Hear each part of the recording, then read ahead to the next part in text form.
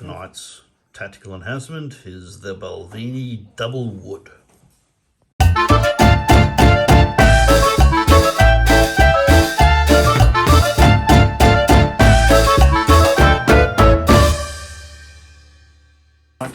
We're playing Victory at Sea, 1,000 points.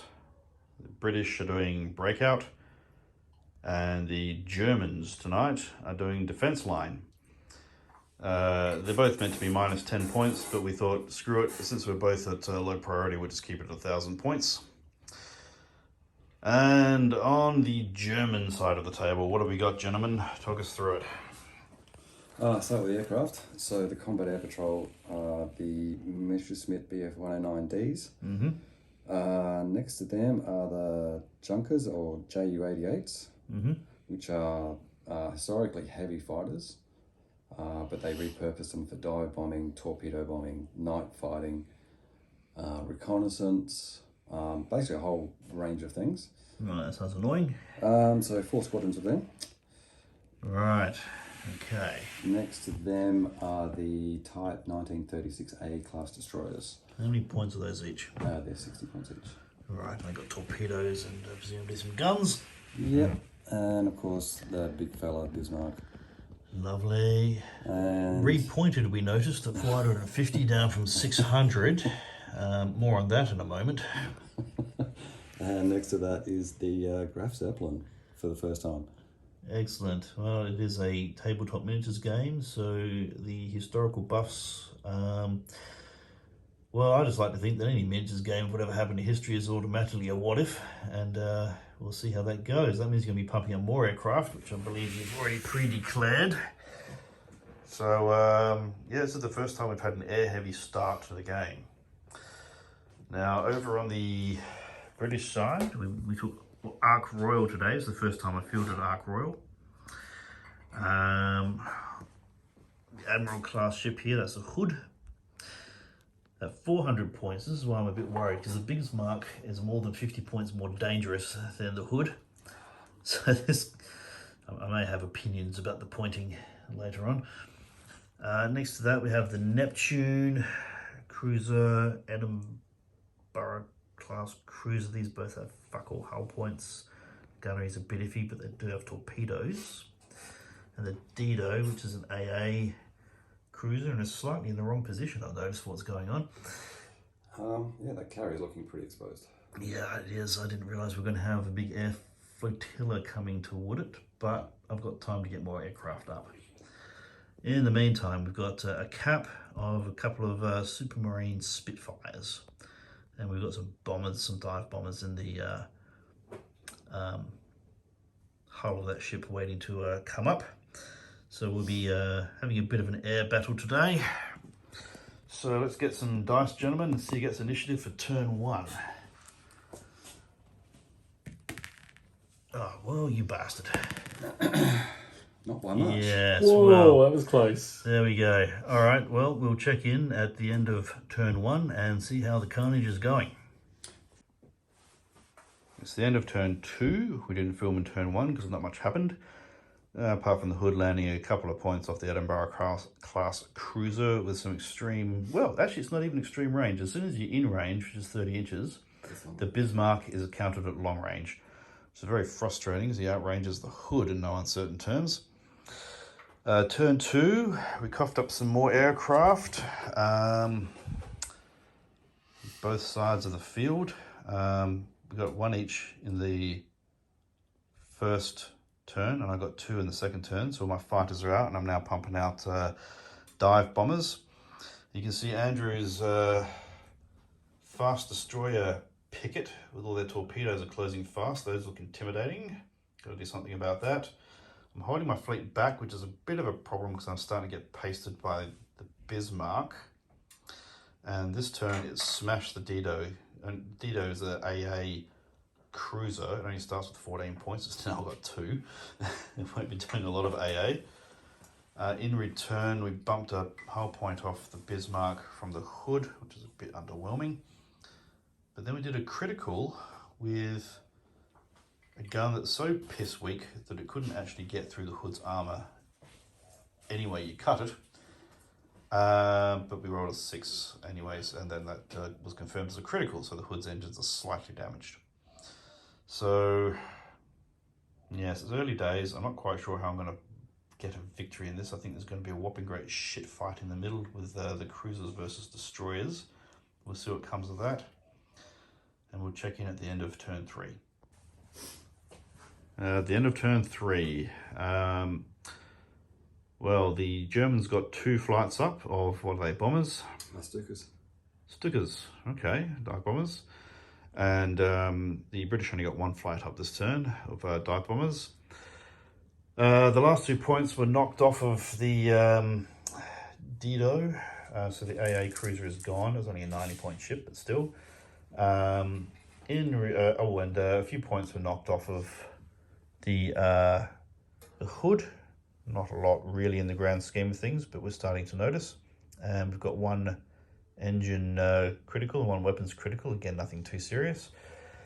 The hood's taken a little bit, not much damage, a couple of engine and something else. Did you recover any repairs on that? Yeah, I got an engine Back recovery. down to 1, is it? Mm-hmm. Okay. And the destroyers are closing in. They're bastards. They move at 7. They're very hard to hit.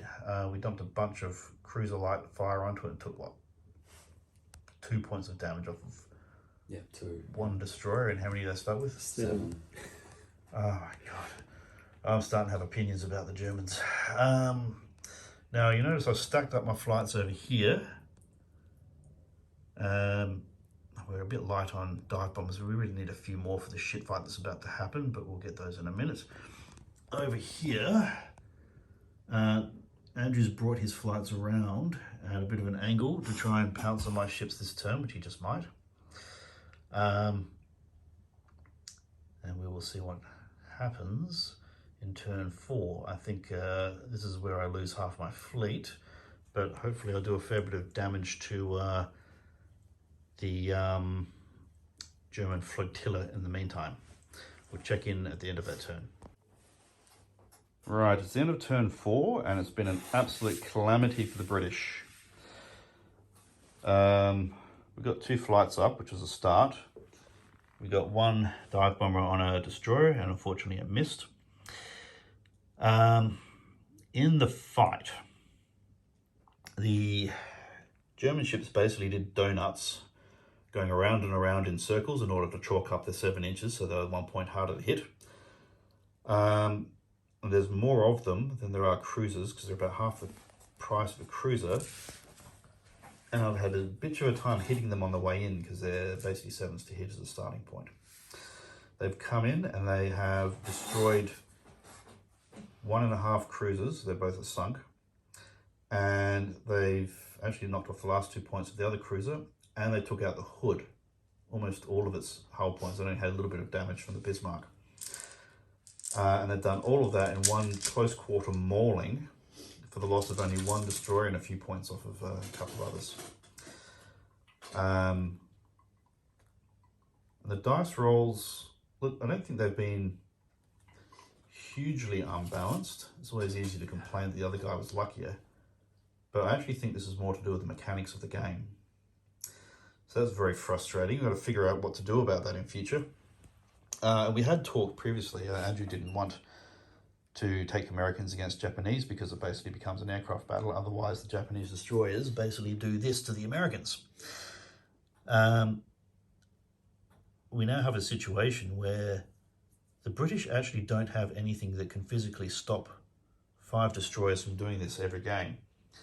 So it's basically going to be a case of the British are going to take massive air flotillas in order to beat Andrew's naval list. Your own destroyers. No, the British destroyers are crap. They won't do this. They're cheaper, but you get fuck all hull points and fuck all guns, and they're weak. They can't do criticals. So it's not an even fight, I think. Yeah, it's not an even They're fight. only like 35 points, and you still get torpedoes. You do, but we're talking about using torpedoes against destroyers. Yep. For 35 points, I'd do it. You'd get almost twice as many destroyers as me. And Right. 1 torpedo will take out one of these. It also means I have to go and spend a couple $100 on destroyer packs. Right, buy some destroyers. I think I'll take fighters, thank you very much. I've got those already. Anyway, arguing over that aside, what then happened was we had a dogfight, and it was actually even on the dice in terms of the Spitfires are +3, the BF-109s are +2, but they're supported by a one of their, what are they, torpedo bombers or level bombers? Oh, they're dive bombs. Dive bombers, right. So they were supported. We did all right in that exchange. So we'll now see what happens and see if in the last, 3 turns? And I'm just going to see if I can do a repair on the Yeah, Bismarck. so we'll do a repair. Here we go. And he does again. Motherfucker. Mine haven't worked. Not that it really mattered at the end of the day. So we're going to see what we can do with the residual air power against this God Almighty armada that Andrew still has in the game. So, a few lessons learned in this game. Basically, don't waste my time taking cruisers against Andrew's German Navy. But we'll check in at the end of, if not the next turn, then a couple of turns' time and see what panned out. End of turn 6, we think. Look, we've had a little bit of revenge in that all those dive bombers I stacked up took out another 3 destroyers. Andrew brought in some of his dive bombers against Ark Royal, shot down one of them with its dual-purpose guns, and then wasted the other one in defensive fire for the local 7. I'm going to try to do a repair. Here we go. That's Emilio whispering in the background to try and get some repairs on Bismarck. It's actually doing quite well, putting itself back together. Did take a few points off of Ark Royal, but nothing too serious. And then over here in the dogfight, we went 1 for 1. It's turning out to be very even. And as soon as I get rid of that last one, assuming I can get rid of that last one, then we will, then we'll clean up those bombers. And might I say, this is confirming the thing that if the British want to defeat the Germans in open battle, we need carriers. Because these dive bombers are doing a pretty decent job. All right, we'll check in a turn or 2. Turn 7 was short and sweet. A little bit more damage on the Ark Royal. By some fucking miracle, the Bismarck has suddenly forgotten how to shoot straight. The destroyer did more damage to Ark Royal this turn than the Bismarck did. And then we took out the destroyer with another dive bomber, so they're doing their job finally. And we won the dogfight over here, so one stand is gone. But it looks like we're heading into turn 8. That's just going to mean very little. So we're going to be, all that'll happen is we'll take out the fighters, and then that'll be that. Really comes down to what the Bismarck can now do to the Ark Royal in 1 turn. Short range. All right, well, it's the end of turn 8. That's game. Right, a wrap up of what happened. We polished off all of the offending destroyers. You can see all this smoke. There's 5 destroyers and 3 cruisers. Oh, and 1 fucking great big battleship. Yeah, battleship. The last of the dive bombers to have a go at the Ark Royal was just smashed out of the sky by it. Andrew managed to win the dogfight with those 4 stands against 1, which potentially would be a problem in future, but the Ark Royal's got plenty more flights to go. Actually, didn't tally up how many we launched in the end. It's probably about, what? 10? 10? Yeah, 4. I'm out. I've got no more flights. That's reassuring. I've got a bunch more. 5 more flights. Over here, I sent 2 dive bombers in. 1 got through, 1 didn't. Which is just as well, because the one that got 3 knocked off, 19 points, plus another few from one of the first critical. Then it did another critical and rolled a 6 in the engine area, which is a fuel explosion, and did another 12 points of damage. So the Bismarck, I think, it's fucked. Strategically, it's a goner. Tactically, however, that ship is not crippled. Similarly, or Ark Royal is not crippled, she's just hurting. And what the fuck is that thing called? Zeppelin? The Graf Zeppelin. Yeah. Graf Zeppelin, yeah. Look, Graf Zeppelin is untouched, but Out of planes. that is the grand total of aircraft that it has left. And those two were the original that flew in. They're not carrier-borne. That's right. I actually lost 8 squadrons of aircraft. Yeah, and out of those 8 squadrons, how many of those were ones you paid for up front? 2. So you had your cap of 2 planes, which you get automatically, and then you had, 4 land-based that you paid for? Yep. How many points that is? It's not a lot of points, but it's 40 points. So I lost actually 20 points worth of aircraft for the entire game. Yeah, that's pretty obscene. That's just ridiculous, yeah. Yeah, and now look, it's worth noting that when you launch more than your cap, as Andrew's done, you pay for those planes. What this battle has taught me is that cruisers are fucking useless when the opposition min-maxes on destroyers and battleships. The Hood, for all that's a lovely ship, is no match for the Bismarck. They're very similar, except the Bismarck has got 1 range band advantage, so it hits 1 more, and 1 armor advantage, so it damages 1 more. That tallies up pretty quick. Although it's worth noting, it didn't do a lot of damage, as the indestructible fucking destroyers that went and smashed my entire fleet before my dive bombers got onto them and just fucked them up 6 ways from Sunday. So I think we all know what's going to happen now. I'm going to pitch probably 2 carriers and a battleship in every game and chuck in a couple of cheap destroyers for smoke screens. And it's going to be an air war over the Atlantic. Gentlemen, thoughts? Always take destroyers. Always take destroyers. Like, that should be the first thing you should buy in your fleet is destroyers. And take at least 3. 6 is better. That should be the first thing you buy is just destroyers. I think the number of them,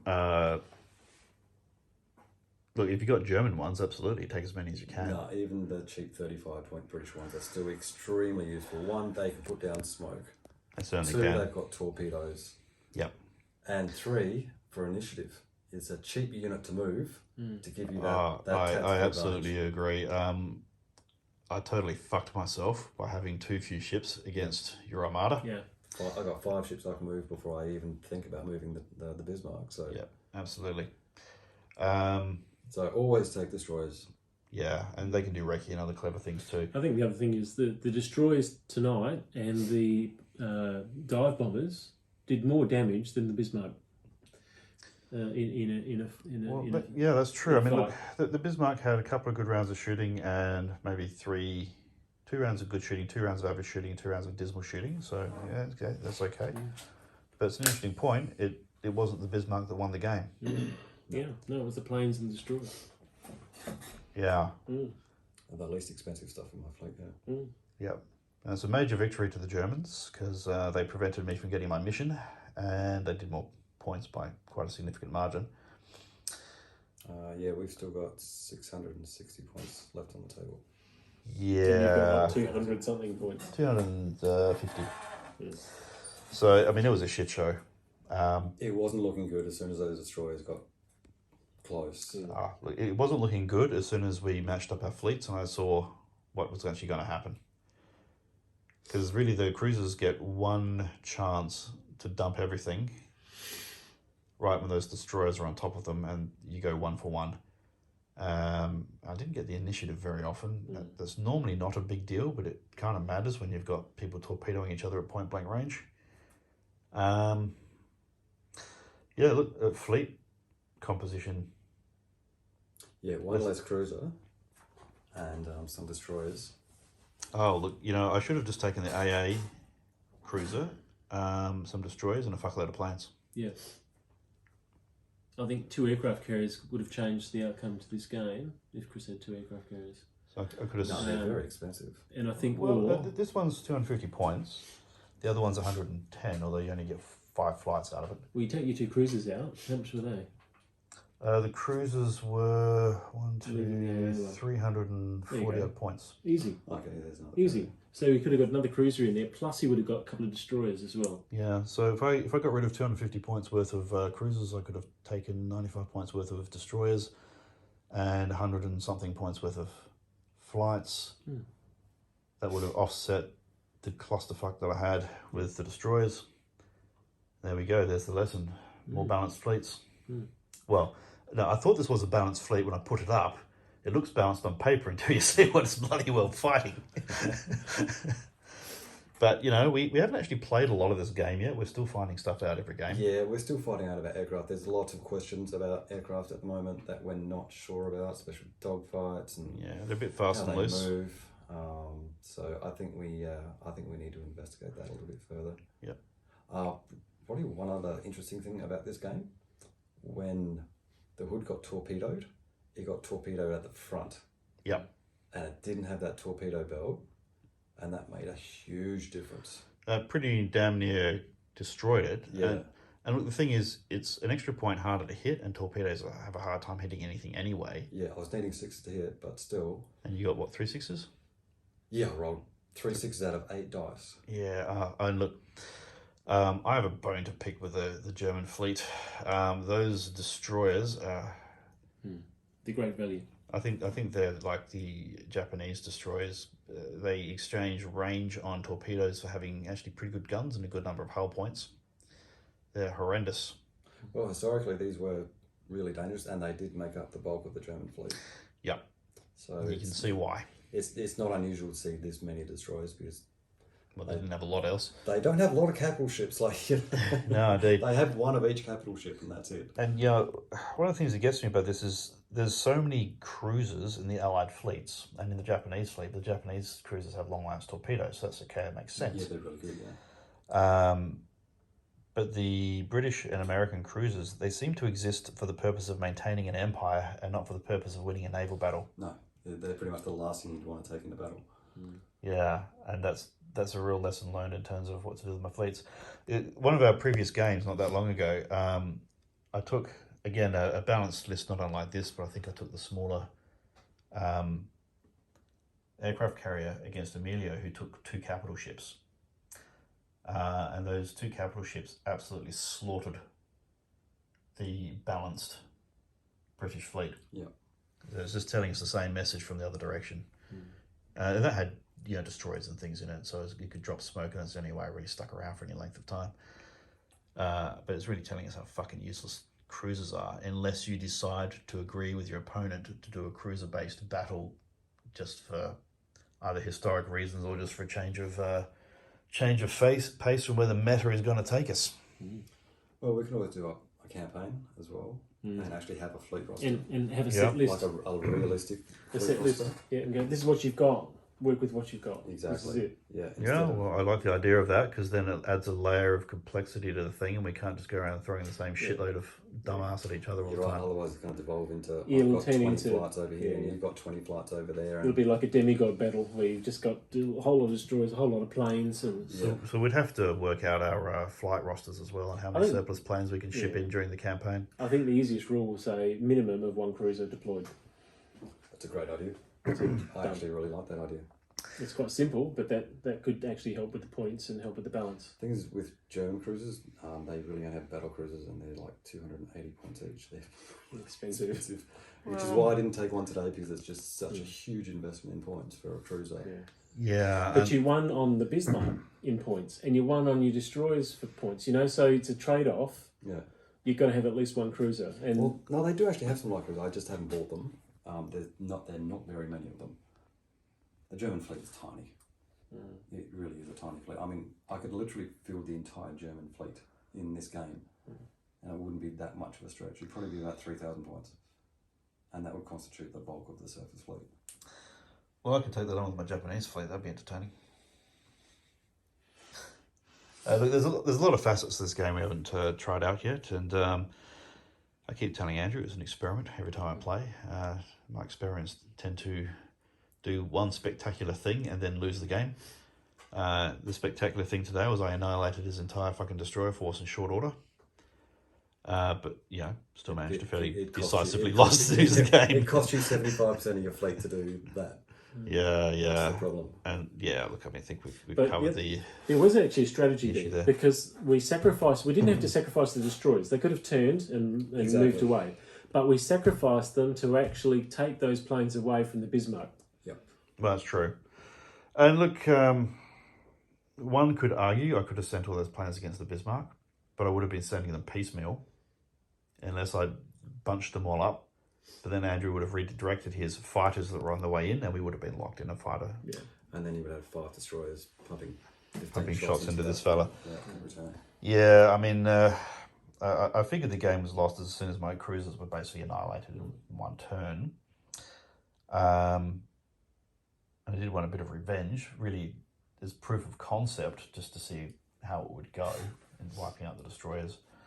I could have got lucky over here if the other dive bomber had dropped in, but, the likelihood of rolling up a 6 on a critical and doing another 3d6 damage to it's not that great.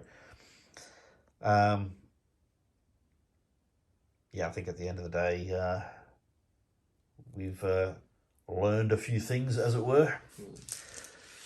So I think at this point, being it's a school night, got to slip off the tactical enhancement. Thanks for watching. Hit like, subscribe, all that guff, and time to call it a night.